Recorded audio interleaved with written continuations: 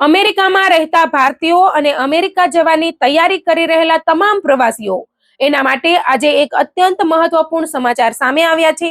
જો તમે ભારતમાંથી કેરીનો રસ, મેંગો પલ્પ, આમરસ, અથાણા, ચટણી અથવા ટ્રેટા પેકમાં ભરેલી કોઈ પણ ખાદ્ય વસ્તુ લઈને અમેરિકાની ફ્લાઇટમાં મુસાફરી કરવાની યોજના બનાવી રહ્યા છો, તો જૂન 2026 પછી અમલમાં આવેલી નવી એરપોર્ટ સ્ક્રીનિંગ સિસ્ટમ વિશે જાણવું ખૂબ જ જરૂરી બની ગયું છે.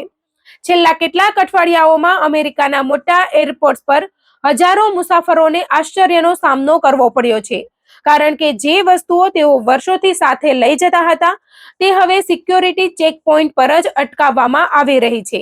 નવા નિયમો અને અત્યાધુનિક સ્ક્રીનિંગ ટેકનોલોજીના કારણે ખાસ કરીને ભારતીય, પાકિસ્તાની, બાંગ્લાદેશી અને અન્ય એશિયન સમુદાયોના પરંપરાગત ખાદ્ય પદાર્થો વધુ તપાસના દાયરામાં આવ્યા છે. અમેરિકાના અનેક આંતરરાષ્ટ્રીય એરપોર્ટ્સ પર હવે નવી પેઢીના 3D કમ્પ્યુટેડ ટોમોગ્રાફી એટલે કે સીટી સ્કેનર સ્થાપિત કરવામાં આવ્યા છે. આ સ્કેનર્સ અગાઉના સામાન્ય એક્સ-રે મશીન કરતા ઘણી વધુ શક્તિશાળી ગણાય છે. હવે બેગની અંદરની દરેક વસ્તુનું ત્રિઆયામી ચિત્ર તૈયાર થાય છે અને સિસ્ટમ માત્ર પ્રવાહી જ નહીં, પરંતુ પેસ્ટ, જેલ, પ્યુરી અને ગાઢ ખાદ્ય પદાર્થોને પણ ઓળખી શકે છે. આ જ કારણ છે કે મેંગો પલ્પ, આમરસ, દાળના પેસ્ટ, ઘી, ચટણી અને અન્ય ગાઢ ખાદ્ય પદાર્થો હવે તરત જ સ્ક્રીનિંગ સિસ્ટમમાં ફ્લેગ થઈ રહ્યા છે.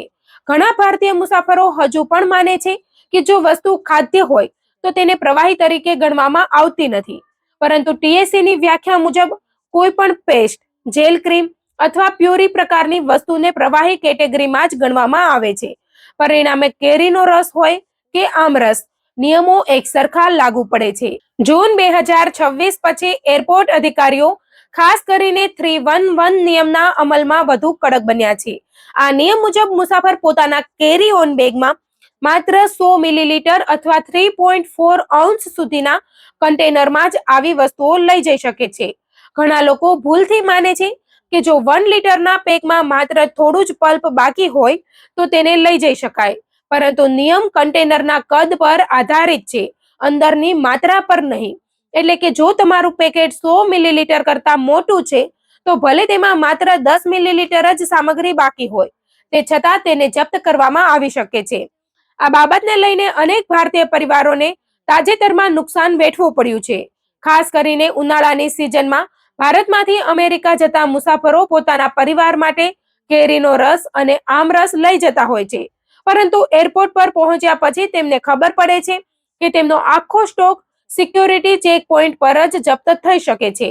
હવે વાત કરીએ ટ્રેટા પેકની, જે ભારતીય મુસાફરો માટે સૌથી સામાન્ય પેકેજિંગ વિકલ્પ છે.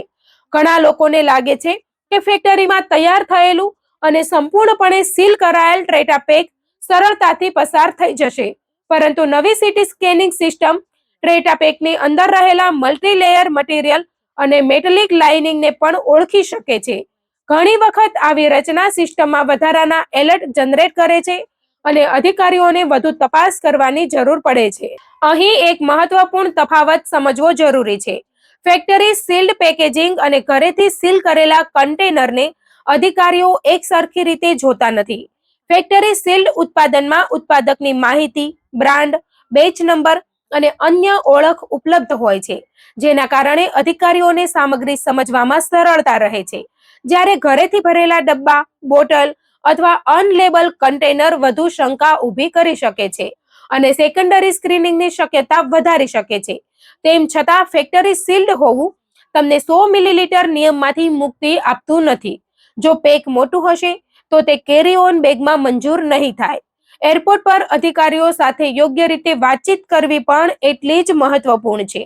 ઘણા મુસાફરો ગભરાઈ જાય છે અને સ્પષ્ટ માહિતી આપવાના બદલે અસ્પષ્ટ જવાબ આપે છે, જેના કારણે વધુ તપાસ થાય છે. નિષ્ણાતો સલાહ આપે છે કે જો તમારી પાસે મેંગો પલ્પ અથવા અન્ય પરંપરાગત ખાદ્ય વસ્તુ હોય તો તેને સ્પષ્ટ રીતે જાહેર કરો. તમે સરળ અંગ્રેજીમાં કહી શકો છો કે આ વ્યક્તિગત ઉપયોગ માટેનો ફેક્ટરી સીલ્ડ મેંગો પલ્પ છે. આવી સ્પષ્ટતા અધિકારીઓને વસ્તુની પ્રકૃતિ સમજવામાં મદદ કરે છે અને ગેરસમજ ટાળે છે. બીજી તરફ અસ્પષ્ટ વર્ણન અથવા સામગ્રી છુપાવવાનો પ્રયાસ અધિકારીઓનું ધ્યાન ખેંચી શકે છે.